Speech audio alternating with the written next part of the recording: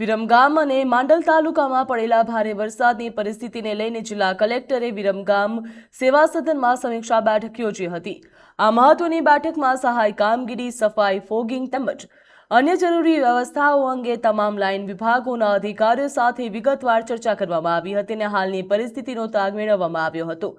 સમગ્ર બાબતે પ્રાંત અધિકારીએ જણાવ્યું કે આગામી 2 થી 3 દિવસમાં નળકાંઠા વિસ્તારમાં ઉપરવાસથી આવેલા પાણી ઓસરવાની સંભાવના છે।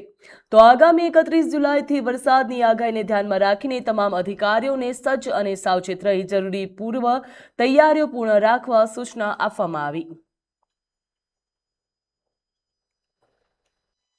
માંડલ અને વિરમગામ પંથકમાં ખૂબ વધારે વરસાદ પડ્યો હતો અને આપણી જે રાહત બચાવની કામગીરી તથા એના પછી સફાઈ, ક્લોરિનેશન, ફોગિંગ વગેરેની કામગીરી અને સહાય ચૂકવણીની કામગીરીની સમીક્ષા કરવા માટે સાહેબ આજ રોજ વિરમગામ અને માંડલ તાલુકાની મુલાકાતે આવેલા હતા।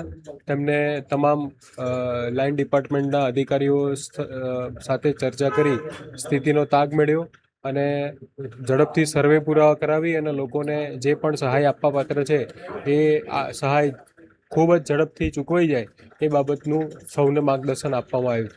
એની સાથે સાથે જ 15 ઓગસ્ટ જિલ્લા કક્ષાની ઉજવણી આજ માંડલ ખાતે થનાર છે તો એ સ્થળની પણ મુલાકાત લેવામાં આવી હતી અને અધિકારીઓને સૂચન કરવામાં આવે। આપ જોઈ શકો છો એમ હજી પણ ઉપરવાસથી પાણીની આવક સતત ચાલુ છે। જેટલી પણ કુદરતી ડ્રેન છે એ પોતાની ફૂલ કેપેસિટી ઉપર જઈ રહી છે। અહીંયા ઉપરના ભાગોમાંથી પાણી ધીમે ધીમે ખાલી થયા છે અને અમે આશા રાખીએ છીએ કે 1-2 દિવસમાં નળ સરોવરના પણ જે કુદરતી વહેણો છે એ પણ ખાલી થશે અને બધું પાણી વહી જશે।